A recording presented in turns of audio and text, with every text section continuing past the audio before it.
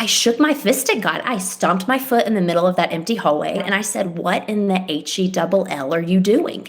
And out of nowhere, I am just ranting at him. I'm saying, you are supposed to be good. This is not good. This does not feel good. What is your definition of good here? And, I'm stubborn enough to have told him, I said, I'm not going anywhere. Like, I'm not leaving you, but I don't like where I'm at. And I just think you should know I am not okay. That is the voice of Peyton Garland, and she is my guest today on the Nook Podcast. My name is Steven, and I'm so honored to have you listening.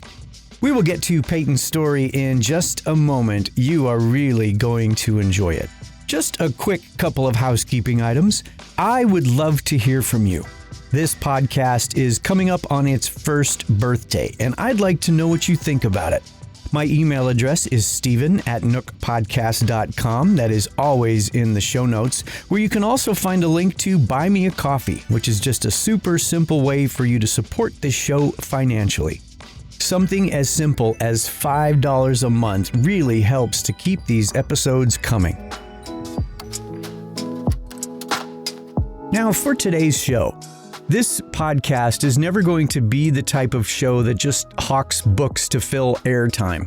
If I have a discussion with an author, it's very likely because I believe that their book would be a great resource for you or someone you know. With that in mind, it's a privilege to introduce you to my new friend, Peyton Garland. She is the writer of Not So By Myself, a safe space where God doesn't fix the loneliness, but sits with you instead. Dealing with debilitating physical and mental loneliness, combined with severe obsessive-compulsive disorder, Peyton reached a breaking point. And while it always seems difficult to embrace moments like those, they are often the exact times when God intervenes and reminds us that He has been with us at every step. Settle in for my conversation with Peyton Garland.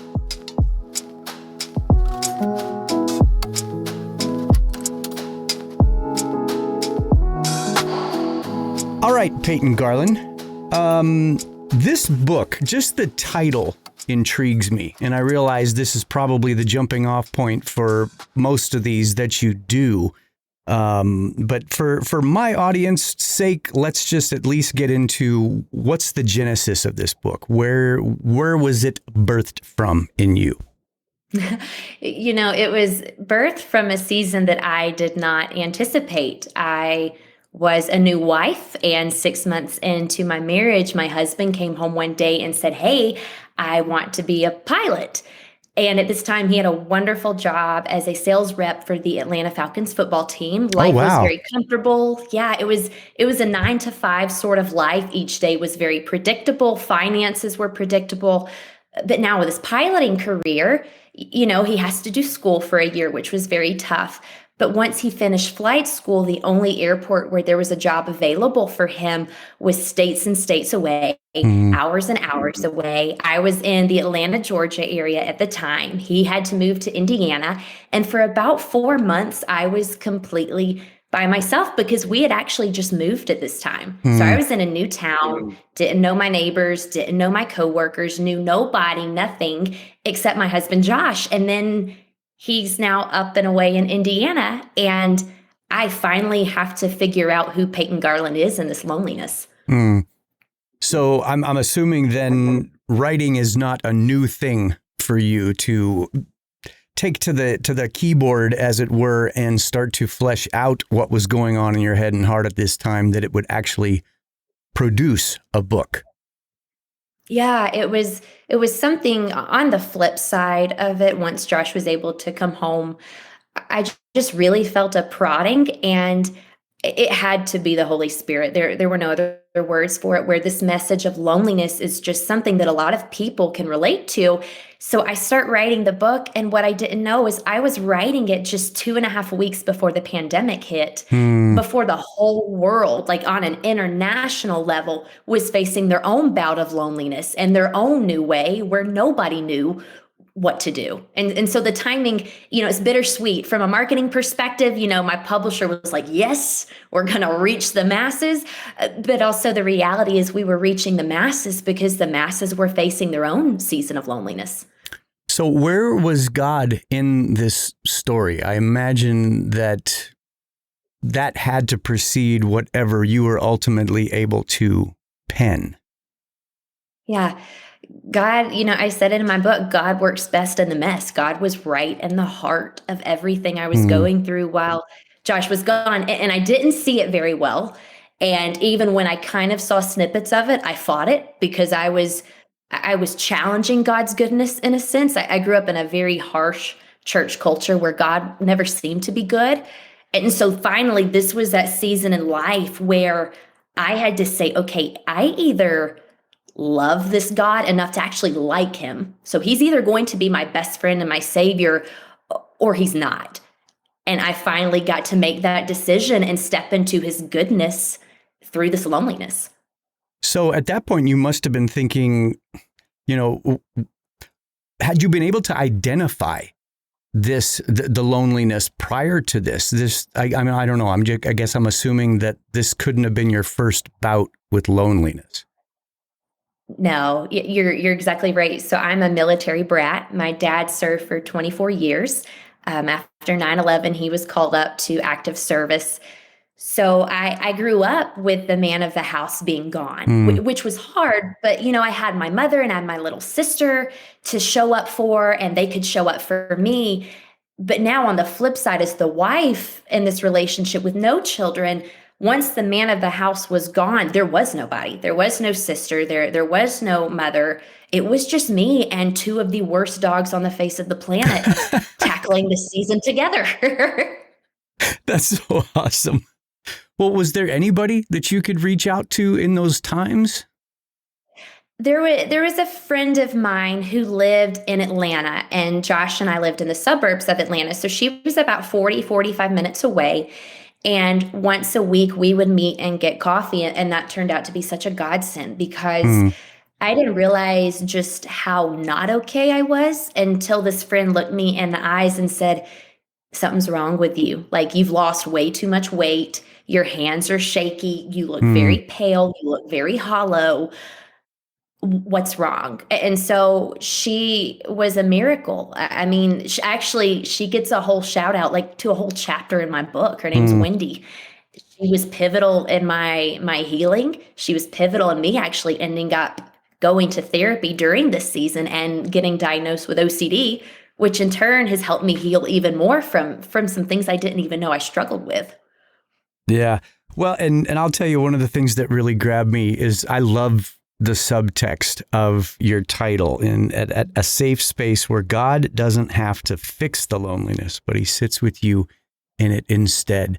I'm just very much in that mindset of, we like to gloss over some of the Psalms and say, oh, though I walk through the valley of the shadow of death, I shall fear no evil. Yeah, that sounds awesome and it looks great embroidered on a pillow. But do we miss that part that says, I still have to walk through the valley of the shadow of death? Right. That God doesn't just magically pull us out of those times. What kind of work did he have to do in you during that season where you were coming to grips with this? He had to humble me. I don't think pride is something I necessarily understood that I struggled with. But growing up, I was a Christian school kid. I was the valedictorian of my high school class. In my sorority, I was known as the AO Pi girl who was the only virgin in the group. I was a good girl my whole life. I was checking boxes. I was acing the tests. And finally, I couldn't ace this test. Things were not working, and Peyton Garland couldn't call the shots. And I had to fall flat on my face. I had to end up in a therapist's office to go, okay, yeah, I can't do this one. So, I'm going to hand it over to the God who created everything. Tell me what that was like for you as you're realizing that this was well out of your spectrum of things.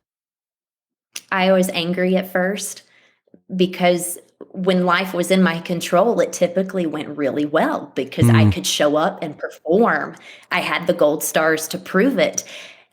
But there were no longer any gold stars. I had nothing to say, hey, this is what Peyton Garland's done. And the beauty on the flip side of that is now I can say, look at how beautiful God is.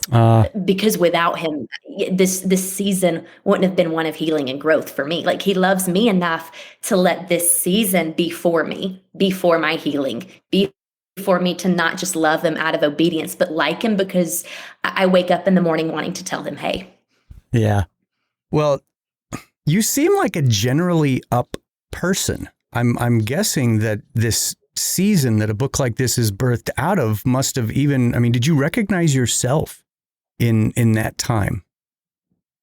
No, I remember it, and actually mention it in the book. I remember at one point I'm in the bathroom crying because that's just what I do when I'm angry and overwhelmed.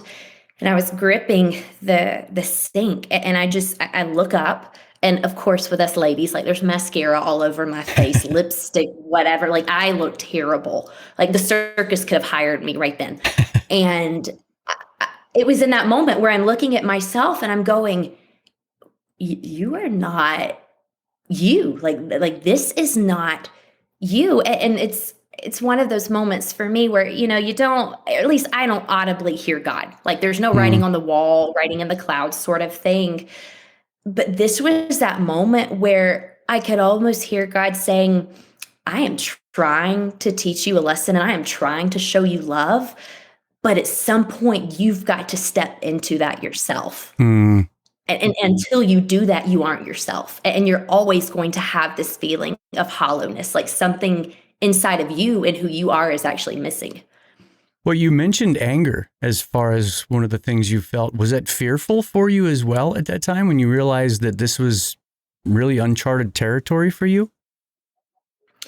It was, I would say it was just pure anger. To be totally vulnerable with you, I was angry to be angry. And what was so hard and why it took me a while to go to therapy and to find healing is, again, as a prideful person, I didn't want the anger to necessarily be because of me. And so my natural reaction was to blame my husband.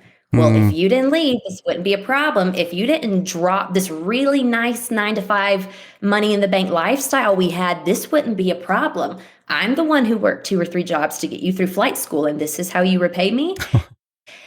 So to be honest, I was a brat. Like, I was just a brat. That's where the anger was coming from. And again, I think that's when God just went, okay, little Missy, like, here you go off to the therapist's office, because this is not what I called you to do. And this is not how I created marriage to be either.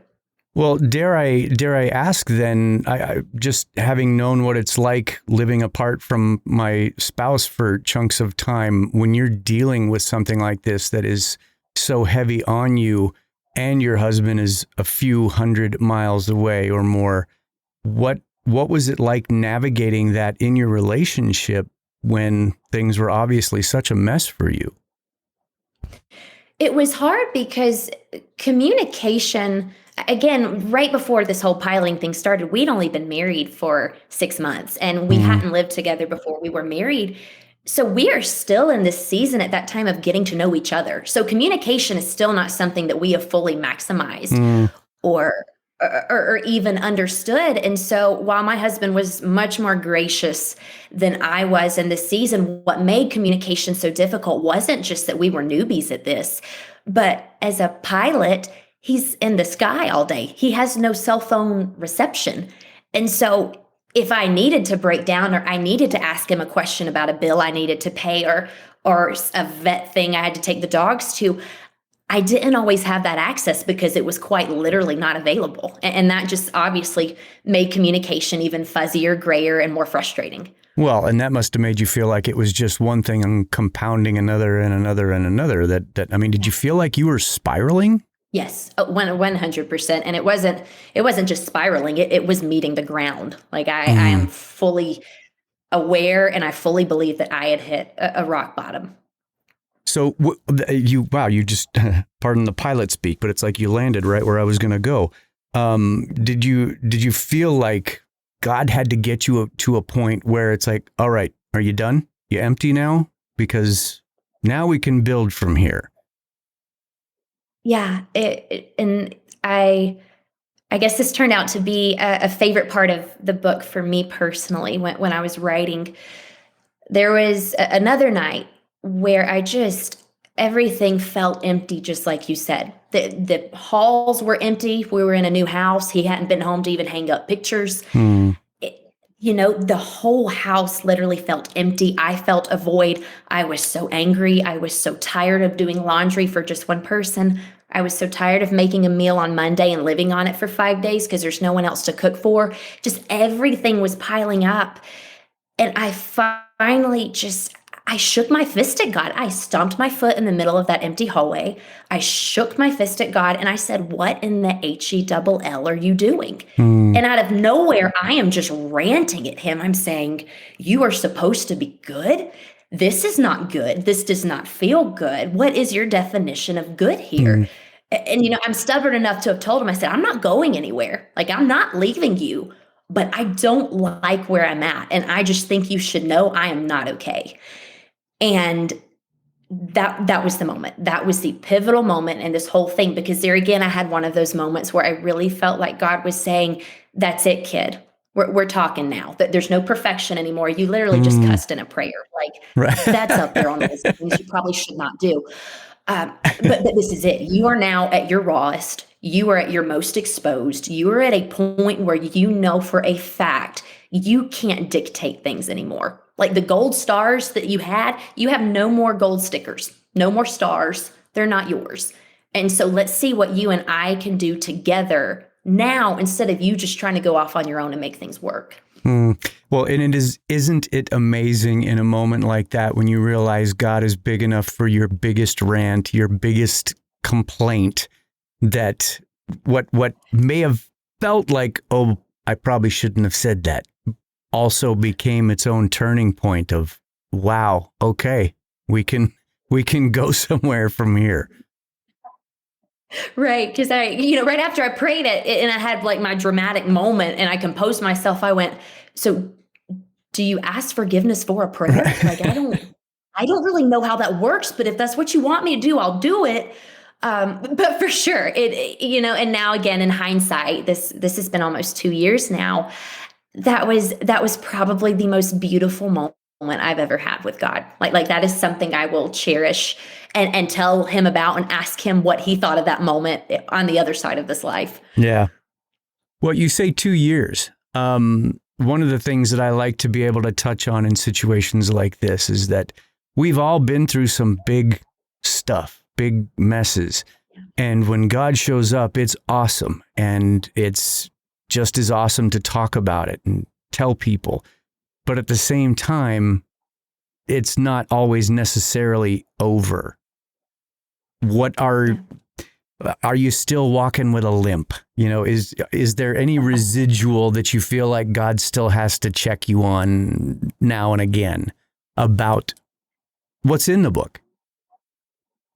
Oh, yes, because I can be a brat still. Like, you can just ask my husband. Oh, yes. But it's funny, the timing for this book was just something that only God himself could have orchestrated, not just because it became relevant to the world, but I started pitching it in the spring. So I wrote it Mm. in February, pitched it in April. It got picked up in July.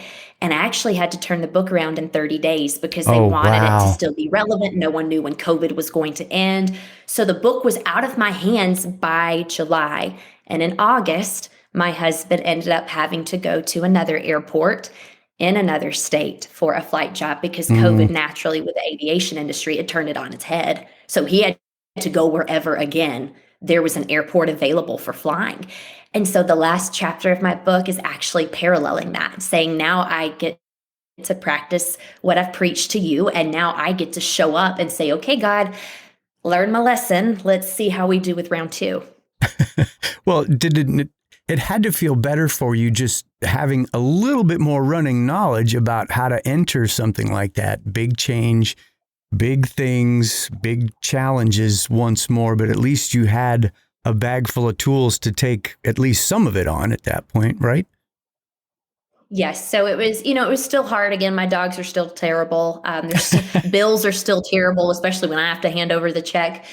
But my soul had a new level of peace that navigated, again, those 4 or 5 months Mm. much better than previously. And again, he's a pilot. There's, for the next 20, 30 years, there will be days, weeks where we don't see each other. And so I think God was just giving me a really, really good foundation for what will be our marriage for the rest of our lives. I am curious then. Okay, so a book like this gets out in the timing that it did. What kind of feedback do you get from people in any kind of a similar situation to what you have walked through?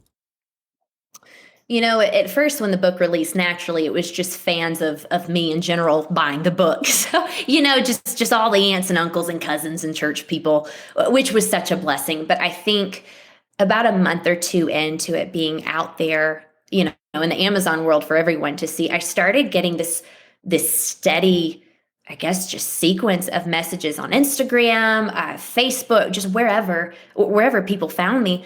And they'd say, hey, I checked out your book and I want you to know, because you shared your story, I actually went to therapy. Hey, because of you and your story, I didn't just go to therapy, I actually got on medication. Hey, you know what? I grew up in a church culture that was super harsh too. And I'm actually even struggling now to show back up to church because of that. And the vulnerability that I noticed in other people was just fantastic. It was healing for me. I think healing is a constant thing for humans. I don't think we ever arrive to a total place of healing. Right. And so even though that journey 2 years ago was terrible and I got to the other side of it, these little messages from people continue to heal that season for me and remind me that it did have meaning. It was worthwhile.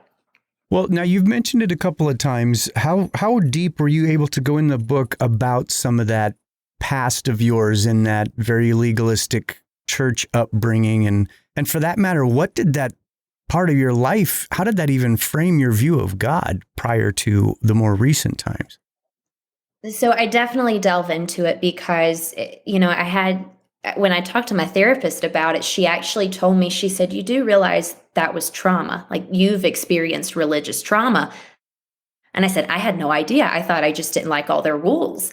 So I just lay out my entire experience because the church trauma mixed with my dad had PTSD from his time in service. So growing up with a loved one fighting that, to then this season of loneliness, all of this was swirling around and still needed healing in this time where I was just by myself. So the religious trauma and the really harsh culture are actually part of the present day story. But for me, God was nothing but rules. It was a lot of boxes to check. It was a lot of do's and don'ts. For me, for women, there was a dress code, a very strict dress code.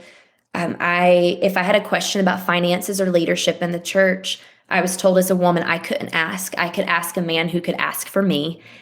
And so I'm sitting here and I'm being told I was being told that God made me in his image, but I'm being told I don't have the right to speak.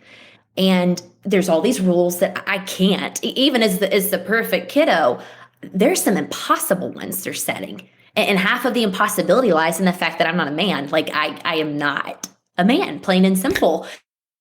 And God was somebody I kept at an arm's distance. I loved him because I was told to, but I was afraid to like him. Well, at the risk of just trying to boil things down to one central point in time, when did he become so much more? When did he become Father? When did he become counselor and those things that I'm guessing you're pretty well aware of now at this point? It was that cuss word in the prayer in that hallway. Oh, wow. That was probably, again, the most beautiful but honest moment. And while I had chosen to love Jesus really and truly at 13, despite years of being in that church, so I had a relationship with him, but communication, and I think, I trusted him as my savior, but I still didn't trust him as my friend. And this was that season where I was able to say, okay, yeah, you're my best friend too. And this is something I personally, regardless of what anyone else says, regardless of any other rules, I'm choosing to say you're worth being my best friend for the rest of my life. So then how did that change even just the way that you approach him in the now? I mean, is it a comfort level? How would you even describe that as far as like kind of a then and now? It's so much more relaxed. And that's not to say that I don't have conviction. That's not to say that I still don't struggle through some really tough seasons and tough prayers. But he's now someone I can approach just because I'm me. He doesn't ask me to bring anything else to the table but myself, even if myself comes with lots of baggage and messes. There's nothing for me. I don't have to show up with the gold stars. He's not Right. sitting there waiting for those to be present before I can open my mouth and say something. He actually wants to just hear from me as me. That true understanding of grace. Yeah, absolutely. Well, and this is one of those areas where I was very curious to talk to you about too, because I think that I wonder if most folks who even have the half a running knowledge on mental health, and it just seems like it's been more of a buzz topic here in recent times, but would somebody be surprised that loneliness and, crippling loneliness would fall in that category? Talk about your mental health side of things in, again, what I'm assuming you have a much better grasp on in the now. Yeah, I'm really glad you asked that because so I have obsessive compulsive disorder, and the catchphrase has only been around since the 80s. Scientists still don't know much about it from a biological perspective, but they do believe it is genetic.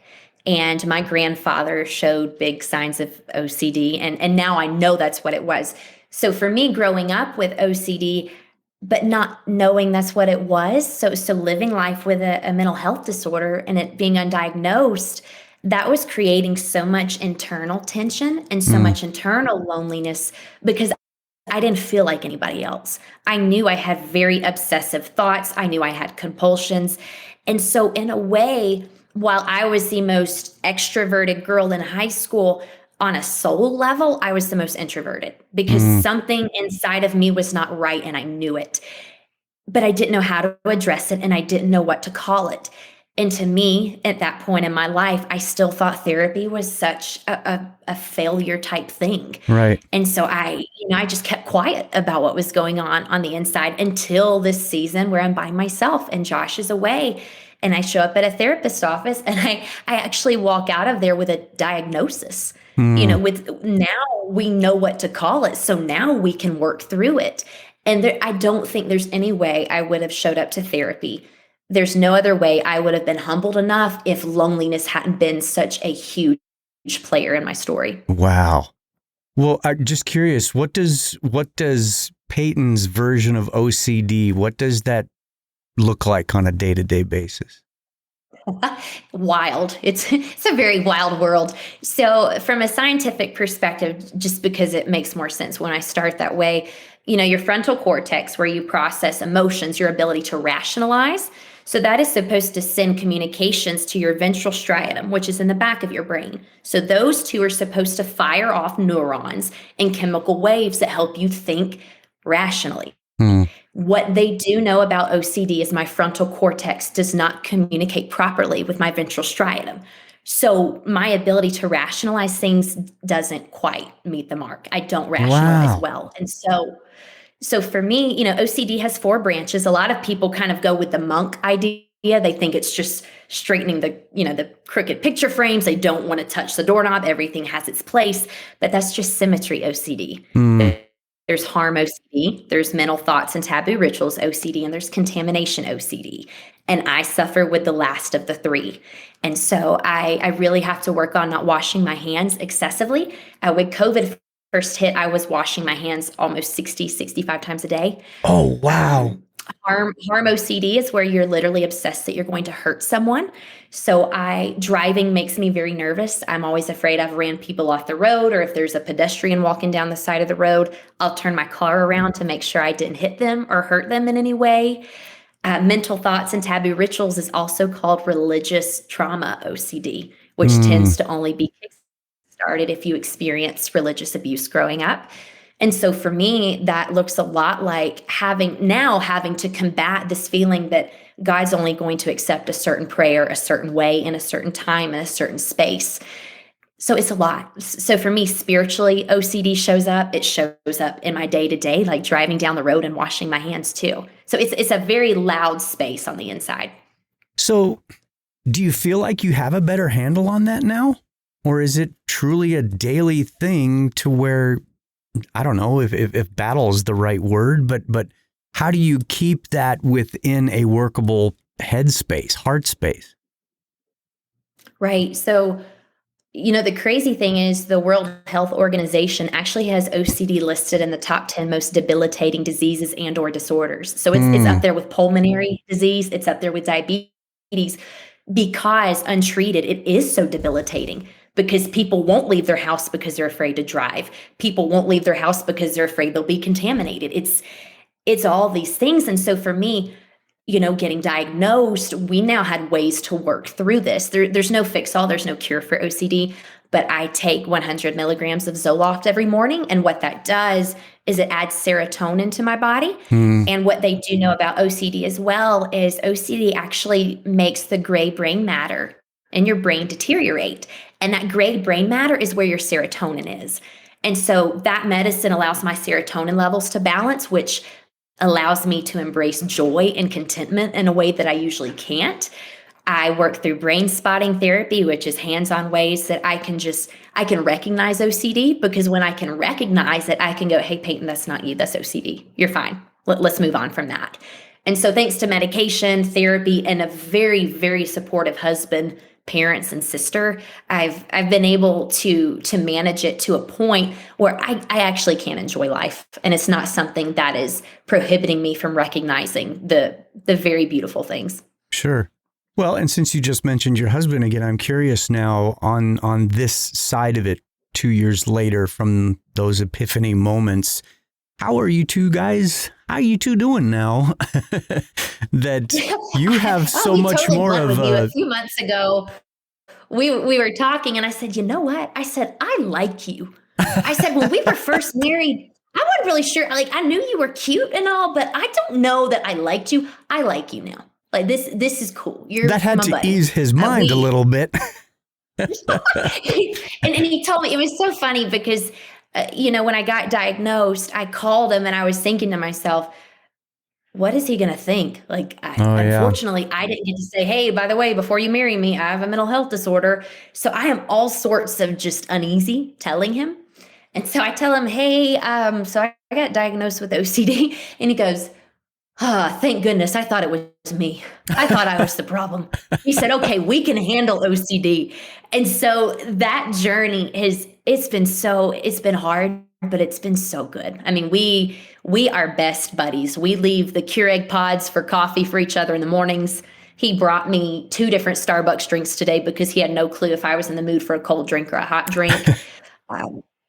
He's great, and we are in a place where we really just love being in each other's company. And again, I don't think, not that we couldn't be here, but I don't think we would appreciate each other and have better communication if it wasn't for what we went through. Right. Well, and I'm just thinking how that's got to bolster your confidence to just kind of motor on day to day, hour to hour at times when you know that he is so much in your corner like that.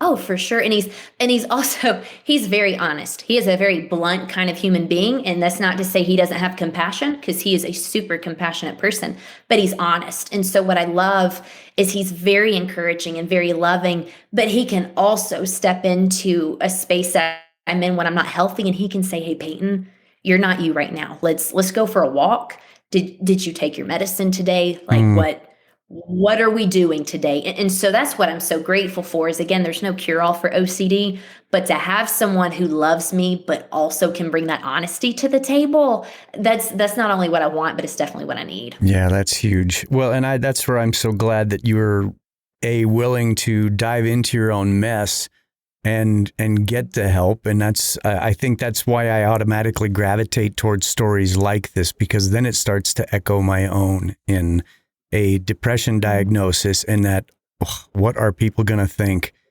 But getting past that to those, to where my wife, the 3 or 4 friends that I would call my inner circle, that I've given that full permission to just get me right in the face and go, hey, hey, Yep. dial it back a little there, dude. Yeah, it's crucial. Oh, yeah. And I think, I don't know, I had no idea what was on the other side of that, to where it's like, that seemed so daunting and so scary that I would have to divulge this to anyone, but yet how healing it's become to have those people going, come on, man, you can make this. You're going to be okay. Well, was writing the book its own form of therapy for you to kind of get that all out and onto the printed page? It was because, as a perfectionist, someone who tries to meet the mark all the time, I carry shame very easily. I still, while I'm so free because I know God doesn't work this way, I'm still working through Peyton working this way against herself, where if I don't check all the boxes, ace all the tests, can I give myself grace? And so the beautiful thing about this book was it was me giving myself grace over and over again. Oh, that's awesome. That's so awesome. I saw that you posted in social media that your book is basically just over a year old now. Does that blow your mind that, just a little over a year ago, all those thoughts and all these experiences went out there where other people could then experience them? Yeah, it was hilarious because, I got the email from my publisher that, hey, just to give you a heads up, it's officially at the printing press. Here's the timeline we're looking at. And it finally hit me. Oh my goodness. Everyone on Amazon's going to know I have some serious issues, that I'm a terrible wife. Oh, buddy. So it didn't hit me until I was at the printing press. And I said, well, too little, too late, but the community that has come behind me, whether it's friends now, members of that very unhealthy church I went to, some of them have gotten behind me out of nowhere. Wow. Like I never would have anticipated. New friends who just find my story. It's been awesome. It's been really good to have genuine friends who are there to encourage you and uplift you. So then, was putting something like this out, was it that kind of a quantum leap to a whole, not just a new chapter, but a different Peyton, to where now you're Peyton Garland, published author? Where do you go from here with that, now in the rearview mirror? I'm assuming again that this is kind of reframing a lot of things for you. Yes, because kind of what we alluded to earlier, I'm in a space where by no means am I some best-selling historical number crunching author ever, but I am in a space now where other people are looking to me for encouragement and grace and healing. And so I've learned that if I'm going to give those truths to others, I have to constantly give them to myself. And so there is a new level, or almost a new Peyton, who's going, okay, hey, you're no longer the perfectionist, because clearly that didn't work. And you just told everyone the worst parts of you in a book. Everyone knows you've dropped the ball. Very, very ugly. So now you just get to be Peyton, and you get to show up with grace for you and grace for others. And I think that has been the blessing is I think that's what people have resonated with. I mean, that's what I get so often when people reach out, is because of their mess, because of my mess, that's where we mesh. And so I am now free to know that life can be messy, because that's where community's built and that's where people find God. And so that's a space I now get to navigate, especially through the written word, which has been my passion for years. Well, I'm glad you just said free, because the word that I was thinking at that point is like, what a beautiful freedom that it's what Scripture tells us, that when you know the truth, you are then set free. And I think that not only gives you freedom to tell your story, but then to operate within that freedom of, oh, God, I don't have to worry about this anymore. I mean, yes, I have to contend. I have to, there are still hoops to jump through, but at the same time, when your optics change to that degree, there's freedom. I don't know. I feel like I'd ramble on and on about this because I've come to love it myself. Yeah, I think for me, when you say that, it's you can see the end goal in the present day, and the end goal is nothing but peace and light and goodness. And so from here to the end goal, you know how it ends. You know there's beauty at the end. And so I think you can step into each day with that on your mind and that perspective. Right. Well, and does it even just give you a different set of eyes for reading scripture since you're in such a better place with God himself that, I mean, I don't know, that just seems like I know for me, it's like the scriptures just jump off the page sometime where it's like, I know I've read this 100 times before today, but now there's so much more behind it.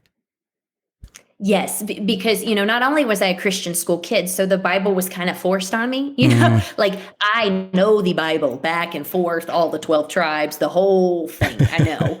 And then I grew up in an unhealthy church culture where I knew all the rules because I just thought that's what I was supposed to do. And that was literally the pinnacle of Christianity, was knowing the rules. Yeah. And so now I show up to the Bible and I'm actively looking for the character of God. I have an author, Hannah Brencher, who just inspires me so much.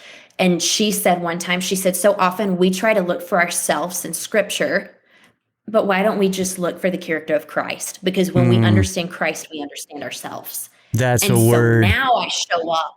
Yeah. So now I show up and I'm like, okay, God, who are you? Because when I know who you are, I know where I am. And just today I was reading in Philippians 4, which is where, the infamous Philippians 4:13 is. But there were a few verses right behind that. And it might have actually been in Philippians 3, where Paul was essentially saying, I'm showing up and holding on to Jesus in the same way he's holding on to me. Like there is this consistent presence where Jesus has a hold on me, a beautiful, safe grip. And each day I get to show up and actively tell him I'm holding his hand right back. And so now there's a beauty to scripture that had never been there for you. Oh, that's awesome. Well, and you just made me think of something there. And again, never to oversimplify, but somebody just picked up your book and is halfway through, give them another week or so and they're done with it. Is there one thought that you want them to walk away from reading this book? What is the central thing you want them to have? Yeah, and it's something that I keep telling myself over and over. It's two thoughts that blend, so they're kind of inseparable. One is that perfection and grace can't coexist. Can't have both. Another good word. Can't. Wow. And just and because perfection and grace can't coexist for the human, it can for a good God. And so whoever you have God out to be in your head, multiply that by 10 and he's still even better than what that picture is. Okay, you just gave me the title for this episode. Thank you for that. What's next for Peyton Garland? So I have 2 books that are ready to be pitched to agents and publishers. So one is another nonfiction book. It's Christian living because that's where my heart is. It's called Tired, Hungry, and Kind of Faithful, where exhaustion meets God. And I'm also working on a historical fiction thriller book. I've been working on that for 2 or 3 years. Fiction is not my natural niche. It's something I have to work at, but it's very fun. It's very creative. And so I'm excited to see where that project goes. Well, and for whatever this nickel is worth, it just seems like it's going to be stuff like that that's very practical, not too heady, and that you're obviously not putting yourself in some, well, I'm the authority on this now, take my wisdom. It's like, no, I'm a mess just like the rest of us. Let's figure this out. Is that fair? Oh, yeah, because I have to wake up every day and say, hey, there's some neurons misfiring up there, and I can't even tell you what they are. And I have no sense of rationalization. So I definitely don't know everything. So for sure.